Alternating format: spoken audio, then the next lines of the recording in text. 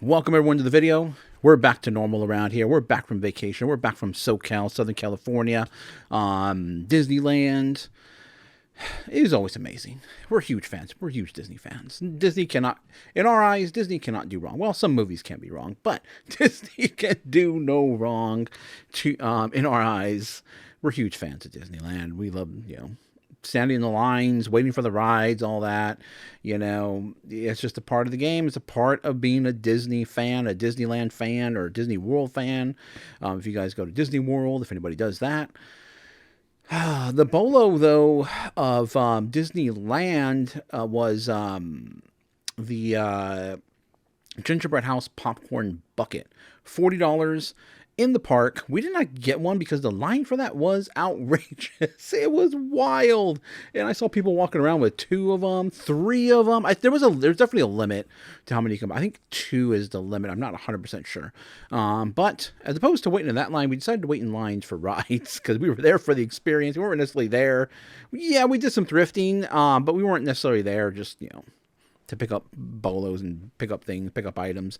Plus, you carry a popcorn bucket. Right after that, actually, as a matter of fact, when we saw that, we were on our way to Goofy Sky School, if I believe it's called Sky School.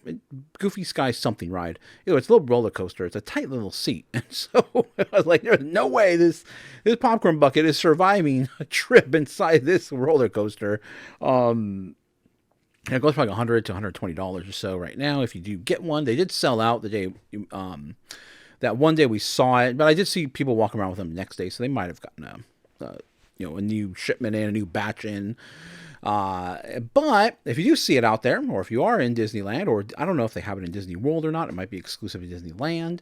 Definitely pick it up. If you don't mind waiting in the line for the popcorn bucket.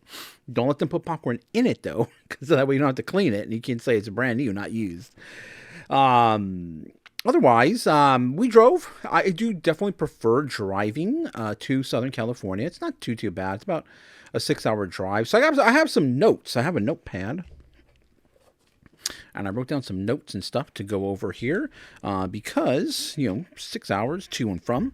So I was able to listen to a lot of stuff, and I took down some things, some pet peeves and, things that I was listening to and things I want to bring up here for this Saturday show. First, like the video, thumbs up, subscribe, comment down below, and let me know what you guys think of the discussion, as well as the what sold. I'll have it broken up, so you'll see the chapters down below. If you just want to see what sold, you can definitely jump to that chapter or that time in the video. It is Friday for me, so a very busy week because we were out on vacation, especially during the Black Friday holiday, or Black Friday, I should say, Thanksgiving holiday as well too. So lots and lots of orders. It was very, very busy packing orders. It was pretty wild, out of control. I don't like it to get that far out of control. I mean, this was a bit of a longer vacation. We don't typically take this long of vacation, but we did this year because we did not go to Disneyland earlier in the year, which we typically go about twice a year. To Disneyland because we're fans, of course. But we didn't take we did not take another trip to Disneyland this year. So yeah, we just did an extended stay, and you got to take days off in between as well to your trip because it's exhausting. Disney theme parks are exhausting. So I had the opportunity to listen to quite a few podcast and or YouTube videos, so I have some things I want to talk about. So this may be a bit of a longer video. I also wrote down all the prices and everything here, so I don't need to check my phone for my what solds. What are we having today on this Friday? TGIF, if any of you guys ever watched that on ABC, I believe it was, when they had the Family Matters. What else was on there? There was the Bob Saget one, which is I forget what it's called. Full House, if I remember correctly. Yeah, the Bob Saget one. There's several others as well too, that were on that whole TGIF, series. It was like 2 hours, I believe, 2 hours on a Friday night. So we of course we watched all those. But, what are we having? What are we having here? Because, I do like to break open some whiskey from time to time. This is nothing. This is actually a special bottle. Somewhat expensive bottle when it comes to, for a drink. It's expensive. It's about $100 to $120 where I'm at. It could be different depending on where you're at in the country as well too. I know some people can get some crazy deals on bottles closer to the source. But Elijah Craig, this is a barrel proof. Yes, as you can see down there, that does say 66, almost 67% alcohol. This is not for the faint of heart. This is very, very intense. Yeah. It's hot. It's a very hot whiskey, but very good whiskey. I am definitely a big fan of Elijah Craig. I love Elijah Craig bourbon. It's very bold, great flavor in my opinion. Just a normal Elijah Craig, but I mean, just look at the barrel proof, how that deep, rich mahogany color, the the alcohol vapor based on that the proof and the content of alcohol is pretty intense. You're definitely not getting your nose in there. It's it's intense. It'll burn your nose. But I do like to have this particular. You could dilute it a little bit with water over ice. I generally don't. Some of these more, what I consider more of a premium, I generally will not try to dilute it or pour it over ice, essentially because I spent money on this and I don't want to waste it. So, but here's the first sip for the video.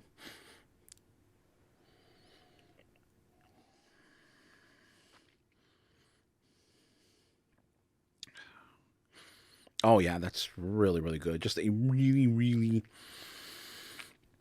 intense bourbon. It's an intense flavored bourbon. Yes, it's hot.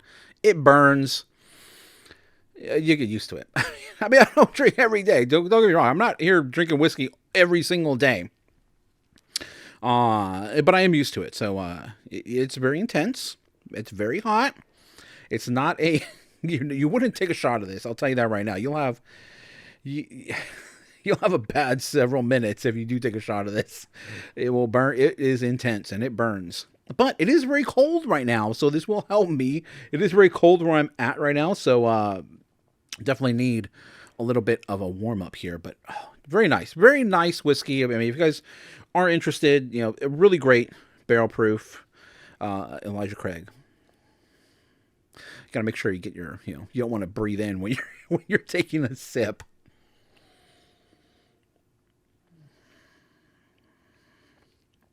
Oh yeah, that is good stuff right there. And you can't drink too much of it because it is intense, very intense. All right, very good.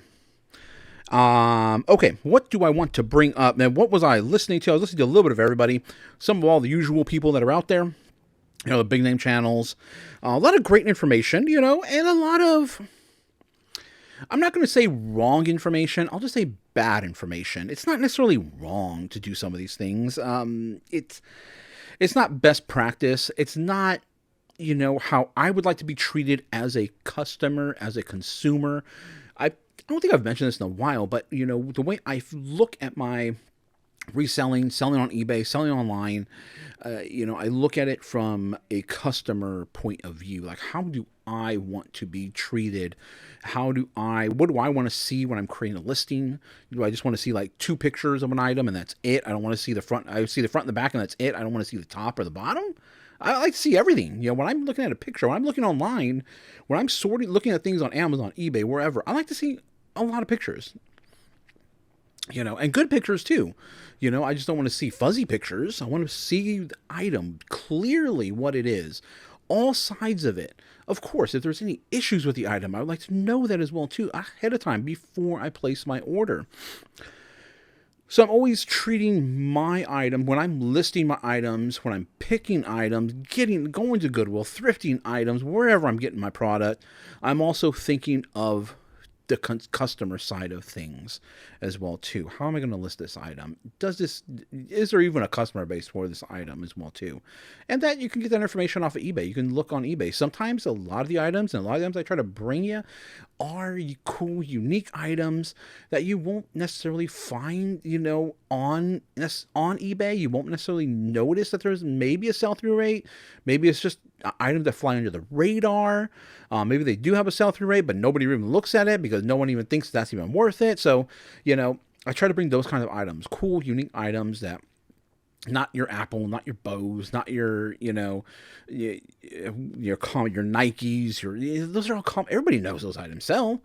So I'm trying to bring you items that are cool, unique items that you might not have heard about and might not know that you can make money on these items. And they typically fly under the radar. Okay, so jumping into some of my talking points here, and I wrote everything down, and let me tell you something. My muscle memory when it comes to writing is almost gone. I was like, wow, like trying to remember voice. Just typing on the keyboard and also voice chat is ruining handwriting, in my opinion.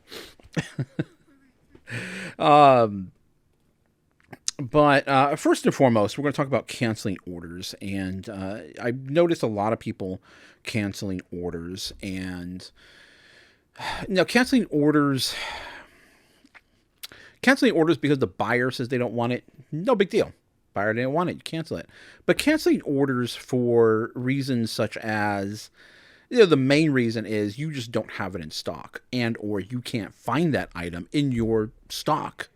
So that's bad. It's bad. And some of the people I was listening to that were canceling orders because of this reason have a significant following on eBay. Now, they don't come across and they don't say that they are experts, but it is implied with their following that they are experts. And, I know this because people have told me so-and-so, buys this item and sells it, and so-and-so does this, and so-and-so does this and that. But I'm like, okay, but I know they're not experts, but some people that follow them, and you see this a lot, follower, some people follow people all the way over a cliff, some people follow them all the way to and drink the Kool-Aid. Doesn't mean that they know everything and that they, that they are experts. When it comes to whiskey, I know more than the average person. I'm not an expert in whiskey, but I know more than the average. And some of these people know more than the average, but a lot of people take that as this person is an expert. What they're preaching, I need to follow that.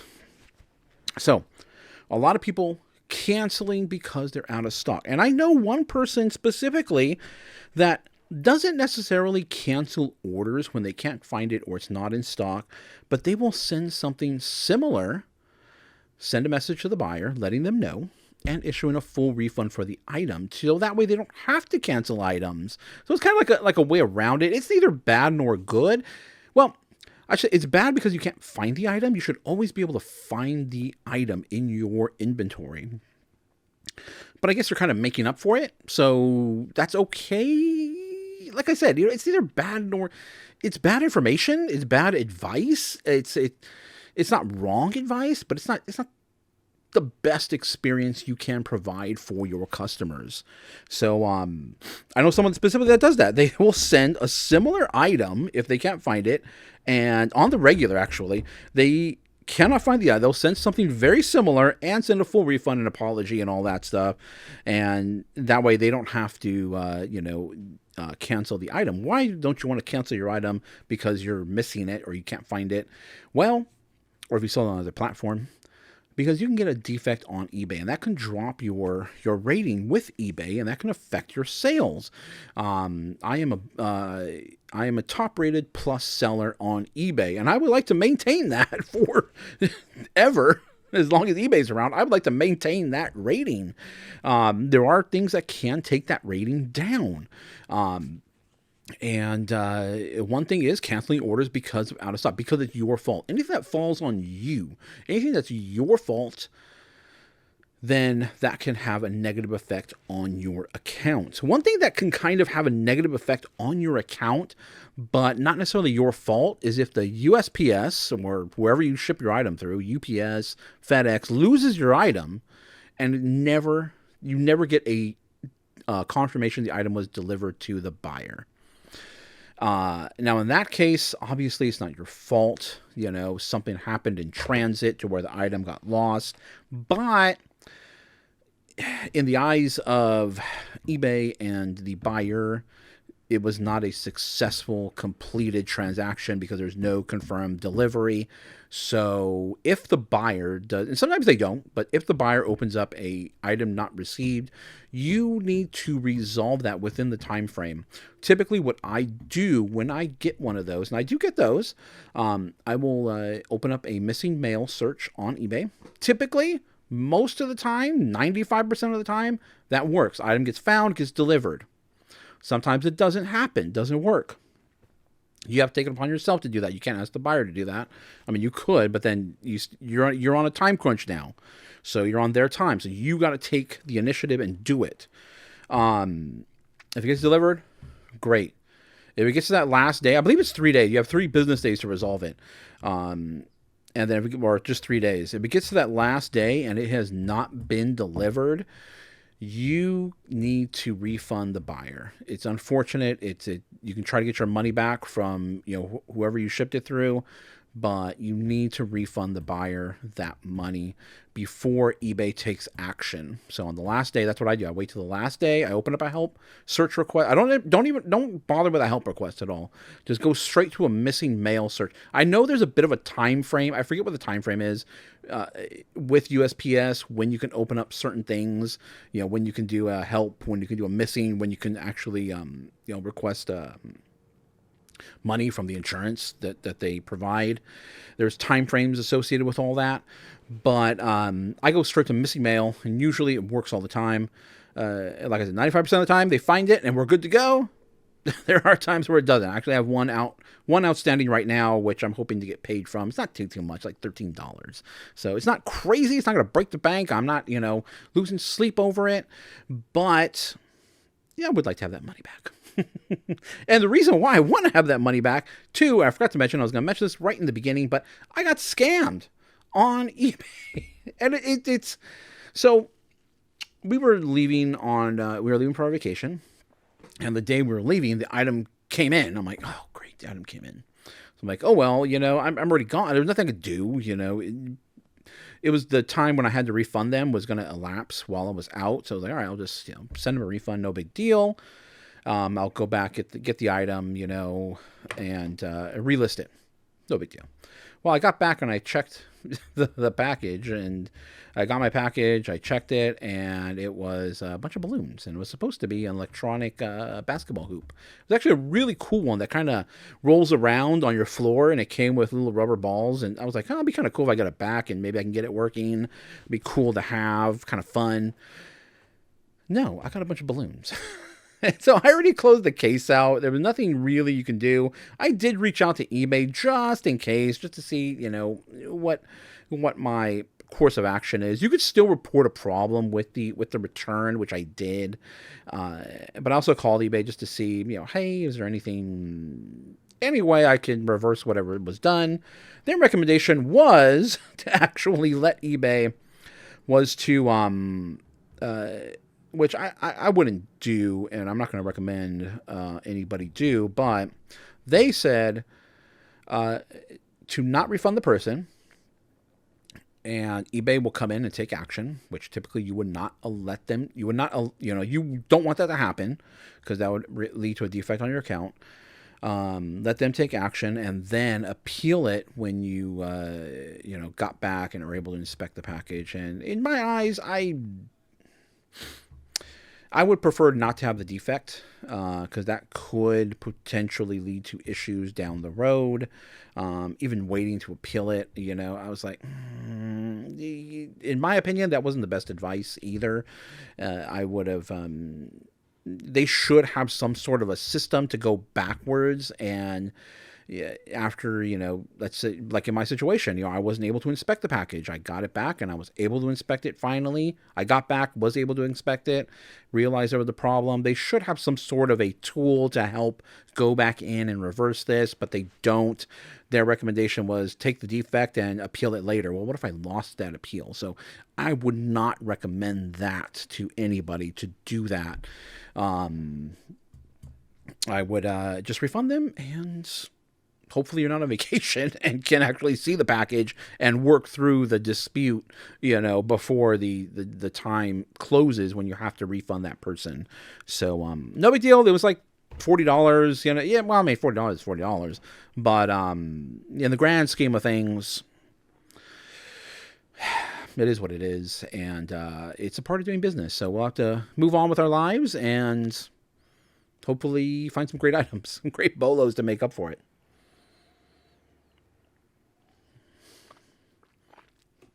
Don't breathe it. That's what I was going to say. Don't. Even got to wait a little bit. Don't breathe in through your mouth. That's the problem. You breathe in your nose. Don't breathe in through your mouth, because then you get those vapors hitting you. That's the part you got to worry about. And even right after you take that sip, those vapors still kind of linger a little bit, so you got to be careful. Okay, so canceling orders, it's not good. You'll see people canceling orders, but I got to cancel order. I cancel this. It's not good. It's not a great customer experience. It's bad advice. It's not necessarily wrong. You're making them whole. You're giving them back their money and all that because you don't have it, but it's bad advice or a bad example to show. So, and also too, not having the exact item and, sending them they wanted the item they purchased, sending them a consolation prize. Well, it is okay. It's not necessarily the right advice, or not the right thing to show.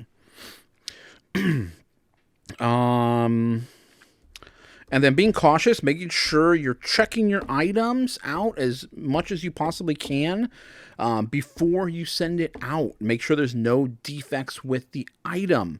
Somebody was receiving some neutral feedback regarding an item which they didn't fully inspect, and there was actually a crack or a chip on the item. And, they were like, they brought it up as an issue. They were like, I wish they would have reached out to me first and let me, before they just leave me feedback. Well, not everybody necessarily reaches out to people, and make sure to fully check your items. Easy for some. I mean, if you're just doing large bulk buys, it might be kind of difficult. But as you're listing items, you should be able to check everything out. You should be able to quickly go over everything. There was one thing I can recall where, when I was actually listing the item, everything was perfectly fine. There was a leather portfolio, and in the box, I guess things had shifted in the box, and something was pressing up against the portfolio. And I noticed that there was, it was leather. It was an indentation in there. I'm like, oh man. I mean, it wasn't torn. It wasn't ripped or anything, but I noticed that there was something different there that was not there when I originally listed it. And so I was like, oh, man, something I just couldn't avoid. It just so happened to be something in the box that it was in was right up against it. So I did message the buyer. I was like, hey, I just noticed this, and I took initiative, and I went ahead and issued a $5 refund on the item. I said, hey, this is the issue. I sent them a picture and everything through messaging, and they were really grateful about it, and they were like, oh, thank you very much. And they actually ended up buying another portfolio from me, which was perfectly fine. So that was good. So great customer experience. Creating great customer experiences is the way to go. Negative experiences, not wanting to. Oh, okay. So I was watching this podcast, or I was kind of listening to it, and then watching when I wasn't driving.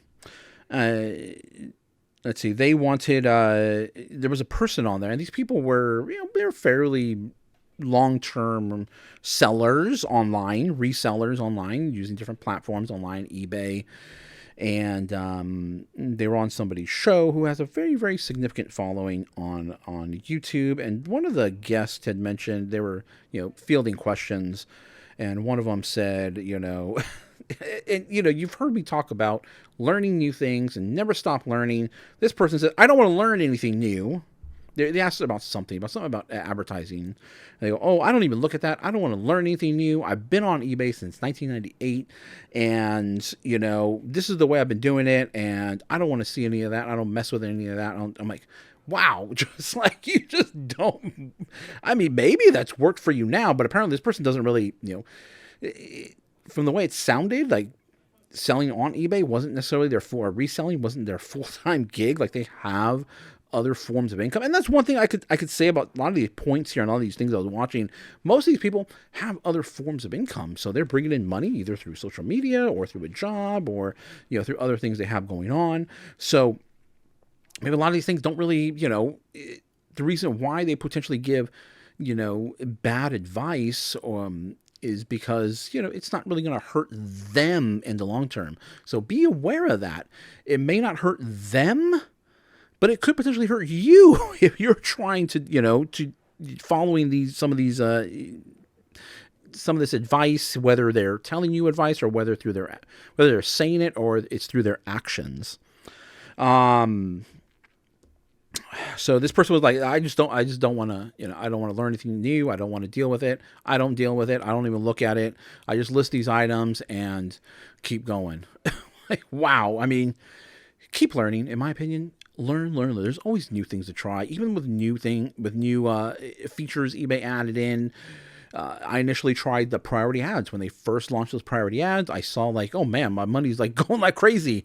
But then I kind of learned how to manage it. I learned how to, change the cost per click. I kind of learned how much my daily budget should be. And I went in there and learned the process. And now I think I'm having some great sales because of it. Yes, I'm spending a little bit of money on it, but I'm having some great sales because of that, learning this new advertising tool that eBay has launched. So never stop learning. Never say you're not going to learn. Try to learn more, learn about new things, learn about new things to sell. So that's my opinion on that.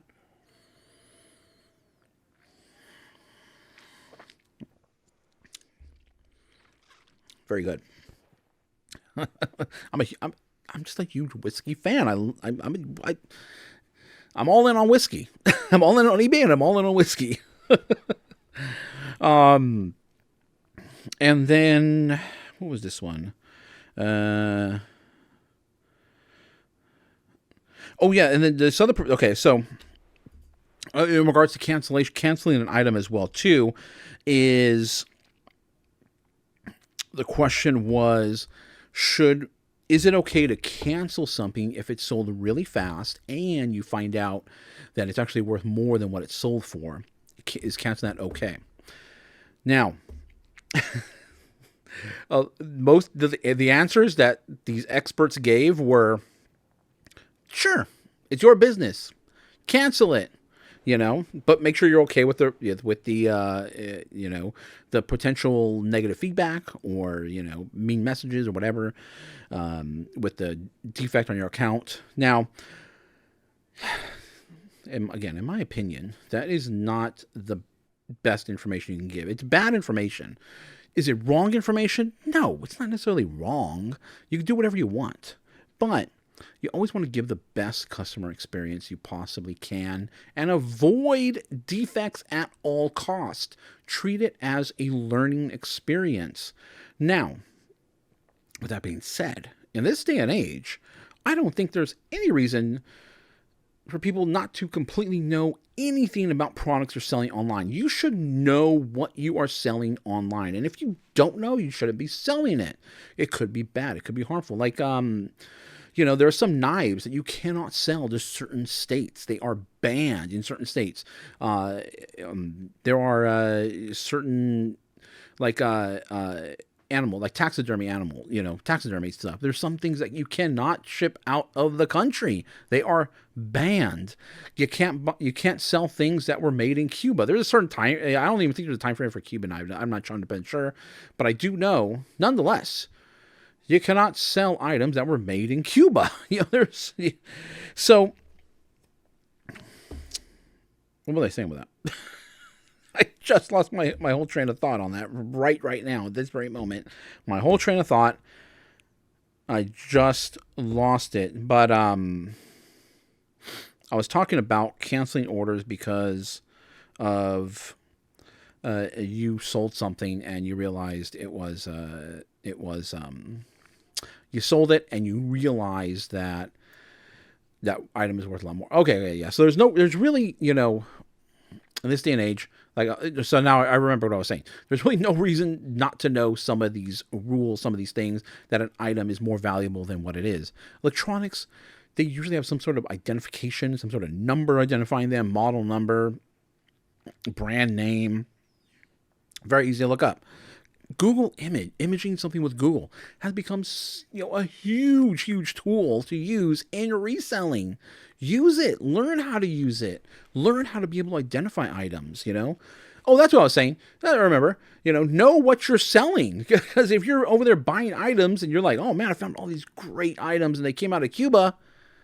Well, you're out of luck. You can't sell those things. So, you could buy all these knives, start selling knives, and then start getting, items taken down, dings on your account because, some of these knives you cannot sell to certain states. So be aware of what you're selling. Know what you're selling. If you don't know anything about this item, start learning about it, or don't even bother trying to sell it.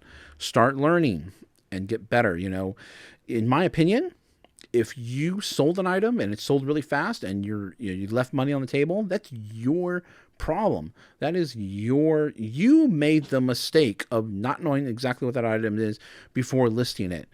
So if you want to do that, I would say aim high and open up offers and see what you get. Or run an auction, and then see what happens with the auction. But you should know exactly what you're selling. So you should never have to cancel an item because you were like, oh man, I didn't realize that item was worth so much. Have I ever done that? Yes. For the most part, I can ballpark a lot of items. I can get it in the ballpark. So that way I don't, I've never lost I've never left hundreds of dollars on the table. I've never done that. It's just, you just got to get good at seeing items, identifying quality items, and kind of, with Google Image, like I said, Google Image makes everything, life so much easier. Finding something that's kind of like that item. Maybe you can't find that exact item, but you see items that are similar to that item, and you can kind of just, find a direction, find a price that you can potentially price it at. There's just so much to think. There's so much that goes on in my brain, and I know in a lot of people's brains that are selling online, reselling online, looking for items, thrifting, picking, flea markets. There's so much that goes on in your brain when you're buying items. It's second nature. And it just takes time to develop these skills. You're not going to develop it over, a day. Just like if you're trying to lose weight, if you're trying to get in shape, it's not going to happen in a week, 2 weeks, 3 weeks. It'll take months for this to happen. So it just takes time, and you got to learn all these skills.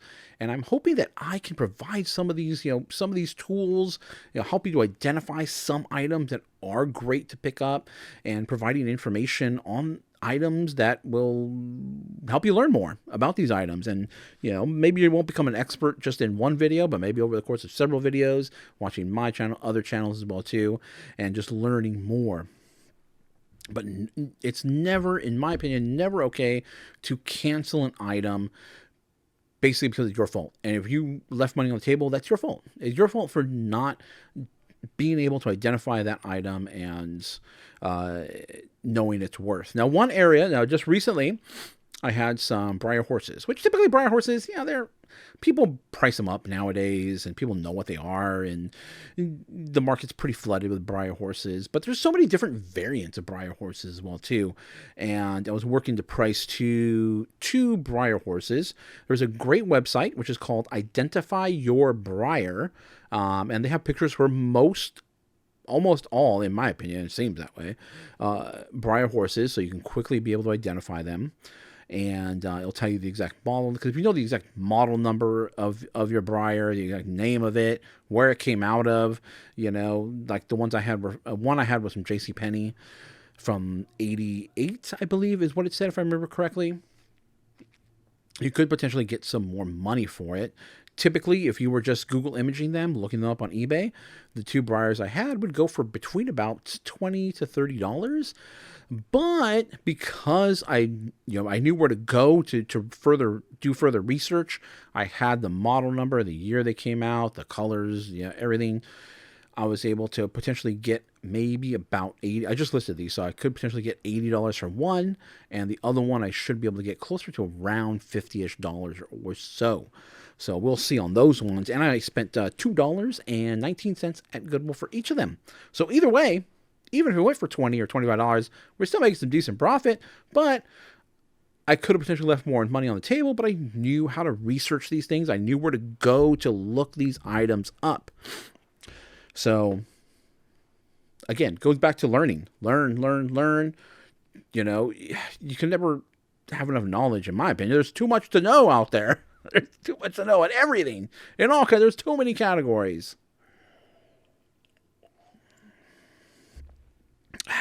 And then, let's see, canceling. It's a lot of canceling stuff.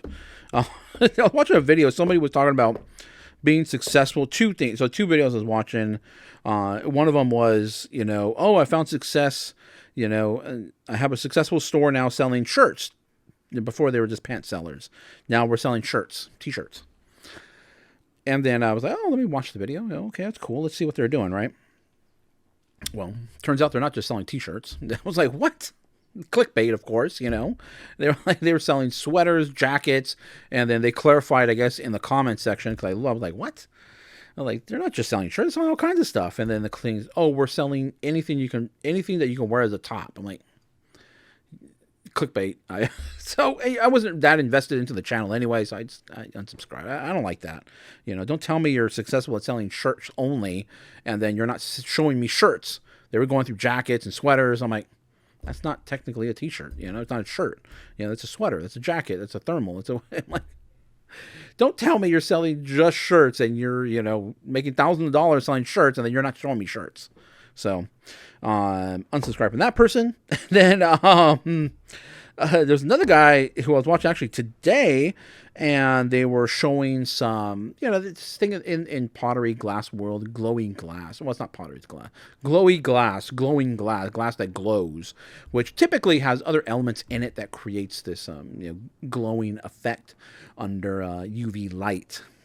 First and foremost, I don't know that many people that have glowing glass. They're continually shining a UV light on it all the time to watch it glow, and sitting there with their little drink here, and then like staring at it glowing. I don't know that many people that are doing that. So in my opinion, it's not really, it's a cool selling factor, but not that many people are doing, like, sitting there staring at glowing glass. And typically it doesn't really go for that much. Like any category, there's most of it doesn't really go for that much. Some of it does go for, up closer to $100, hundreds of dollars, thousands of dollars, but most of it, mediocre. But they were like, let me show you guys, shining the light on it, shining the UV light, the black light on it.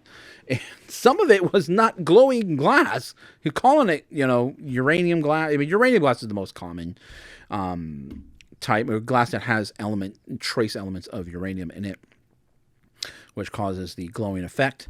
But shining on it, and like, some of it was just glass that was reflecting the light, the UV light back. It wasn't a glowing effect. It was reflecting. Like, there's a difference. There's a difference between glowing and reflecting the light.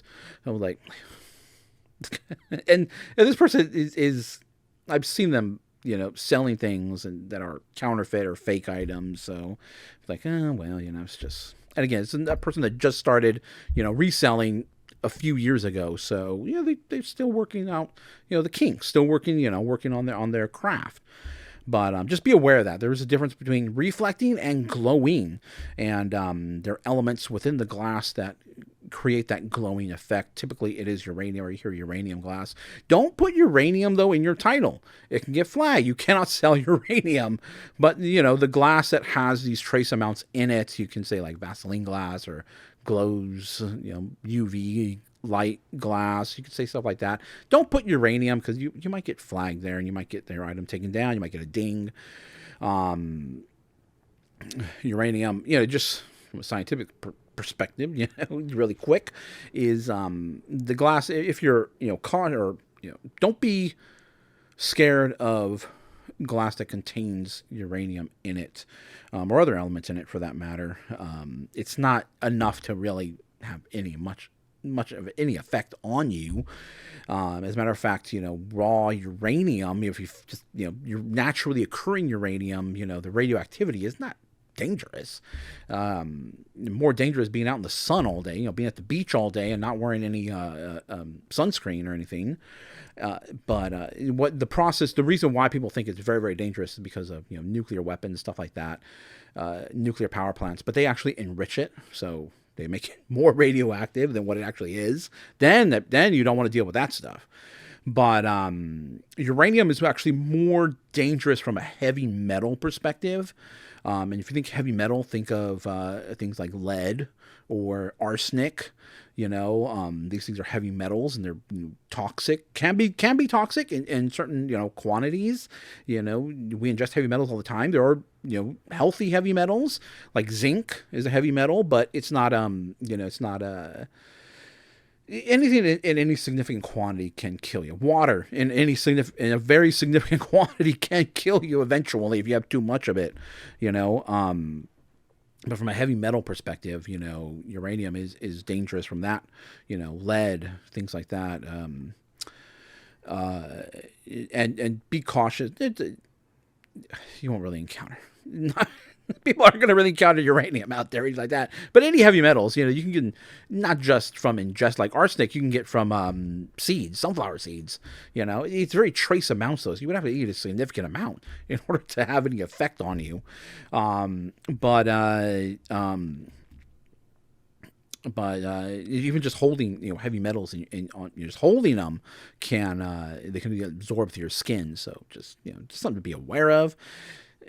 Lead's everywhere, or water, everything. So, arsenic is like, heavy metals are everywhere. They occur naturally, but in any significant quantity, when it comes to sunflower seeds and the arsenic in those, you'd probably die from the salt content that's used in making them flavorful first before the arsenic kills you. So that's how much you would have to eat. So, just something to be aware of, something to be sitting in the back, information that's just sitting in the back of my mind, Enough talking. Let's move on. Let's move on to the what's sold. It's Christmas time, by the way, if you didn't notice by the background. It's almost here. All right, but speaking of writing and writing things down and notebooks, address books, organizers, I've talked about them before. Keep your eye out for these things. They fly under the radar. You can get them for usually $1 or $2, maybe less than that.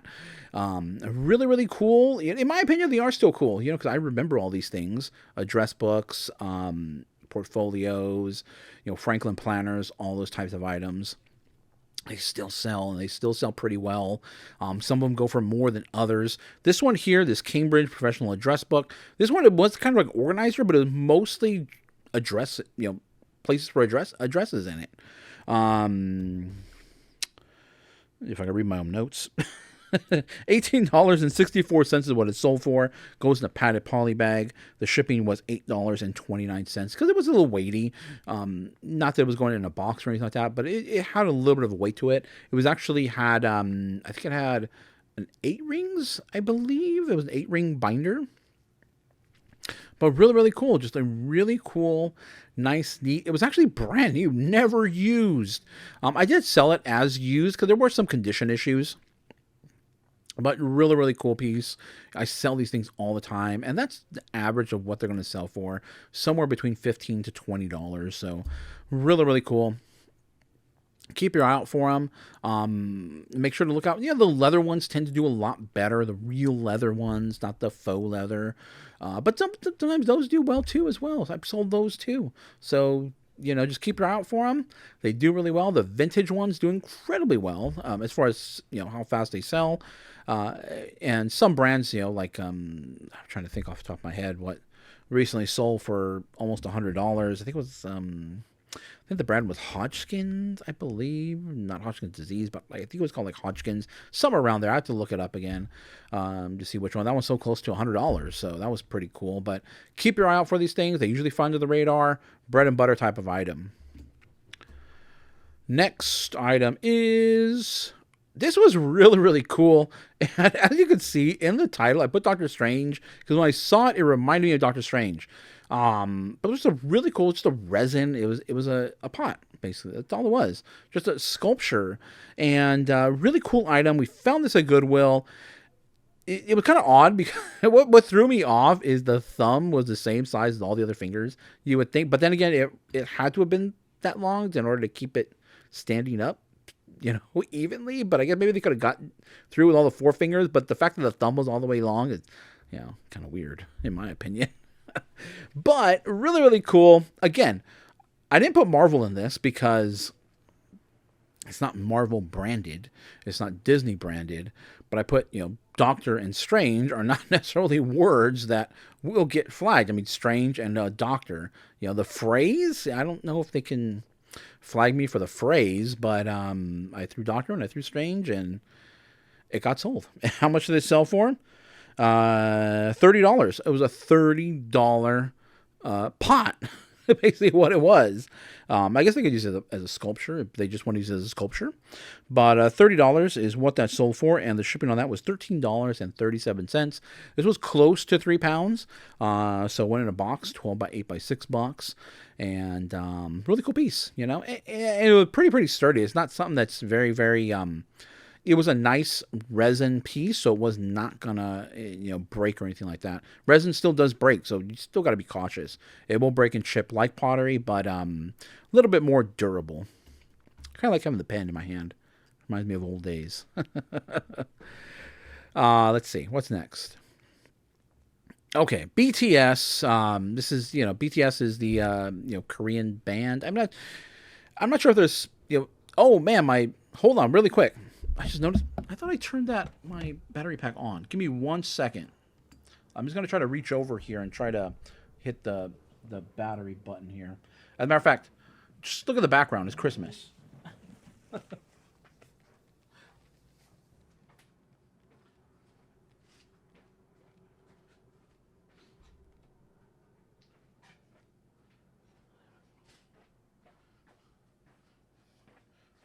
Okay, I just had to turn on I noticed my camera battery was dying there. So I just had to turn it on. I have it plugged into a large battery pack thing. So, okay. Just had to turn that on. BTS. So I don't know if it's associated with one specific brand or was this associated with all Korean bands. I don't keep up to date with, pop music coming out of Korea. Or much pop music for that matter, basically what's in the news. But I do know that this is popular, and not only that, but the long mice pads or mouse pads are incredibly popular. I use 2 of them actually.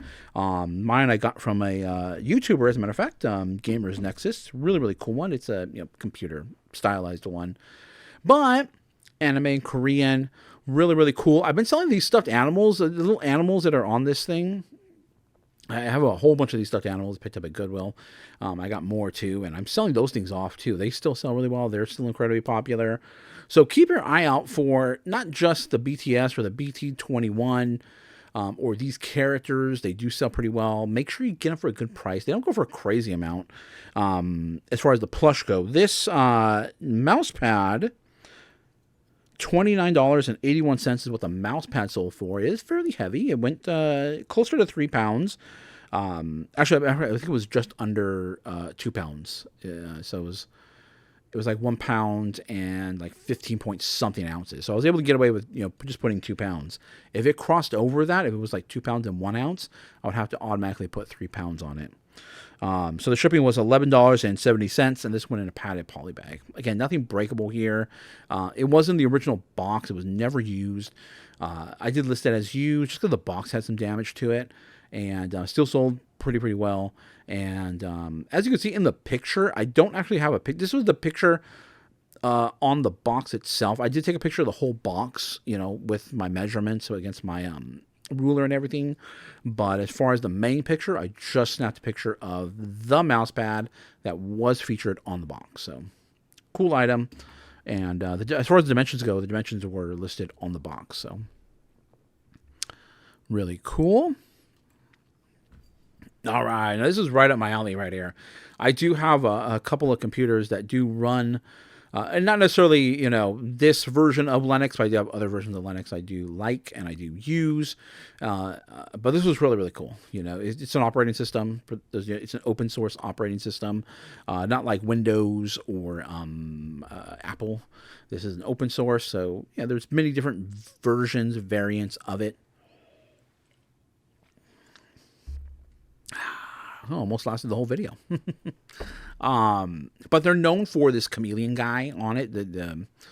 No, I'm sorry. Take it back. This one build of the OS is known for the chameleon. The actual Linux OS is the penguin mascot.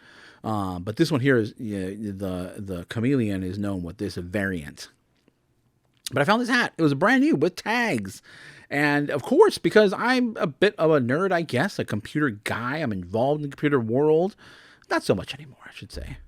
Not really that much involved in the computer world anymore. I do build my own computers. I used to sell gaming computers and stuff like that, custom builds, whatever. I used to do home networking stuff, network administration, database administration, but none of that anymore.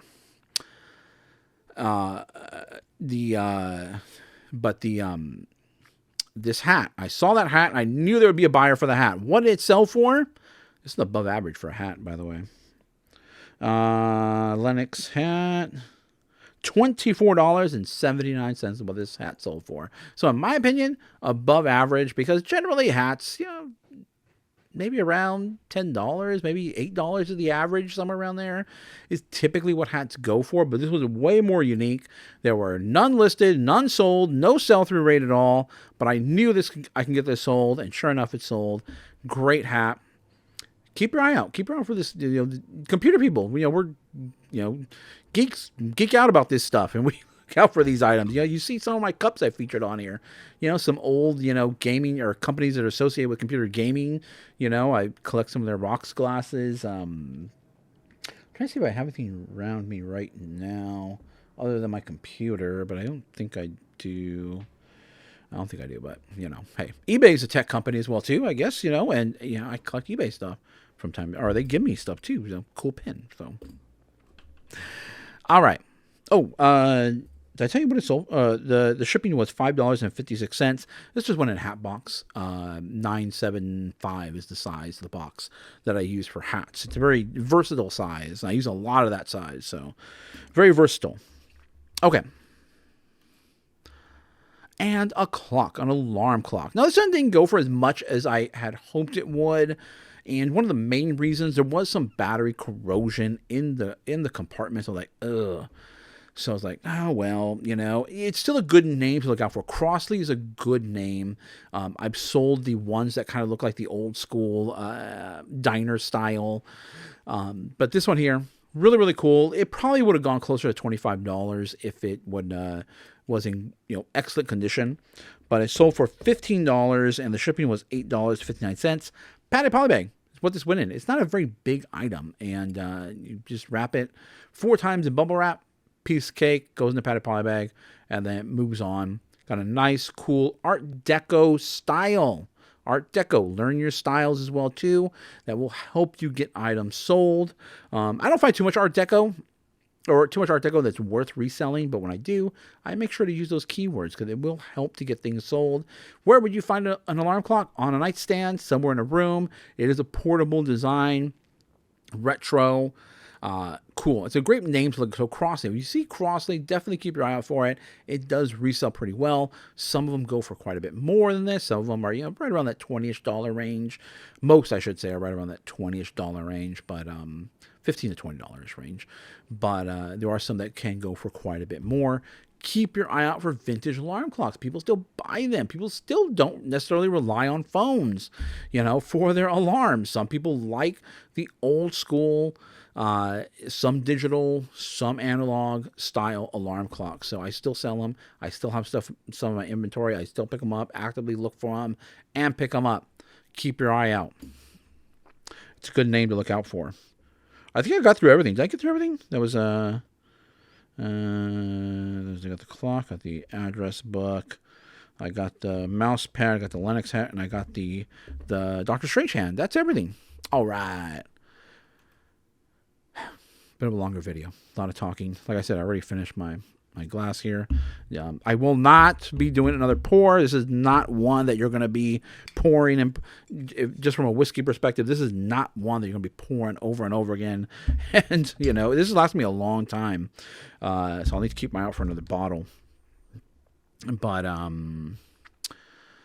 holidays are here, so hopefully your guys' sales are doing well. Let me know in the comments down below, have you guys run any sales? I mentioned in a video I did run a 25% off Black Friday sale, and due to the success of that sale, I'm continuing it through the end of the year. I might even continue it into January, do a New Year's sale, because sales have just blown up, and I mean, that's just the only thing I really attribute it to. Even though I do have offers open, some people can always send me like a 25% off offer, or whatever offer they want. But the 25 thing really just kind of, not that many people send offers. Don't be afraid to open up offers on your items. If you are not having that, if you're not seeing that much success, don't be afraid to open up offers. I know many people think, oh man, people are just going to lowball me. Yeah, you're going to get lowball offers, but most people don't even, they'll send reasonable offers, but tell you the truth, I really don't get that many offers. But with the 25% off sale, boom, we're hitting on all cylinders. Going into the end of the year, and like I said, I'm probably going to continue that into the new year. We will see how things go. Otherwise, I'm tired of hearing myself talk, so that's the end of the video, and see you in the next one. Hey, you've made it to the end. Thank you guys for watching. If you enjoyed this content, please like the video by hitting the thumbs up. Subscribe to the channel by hitting my little round icon down below. It really does help us out here.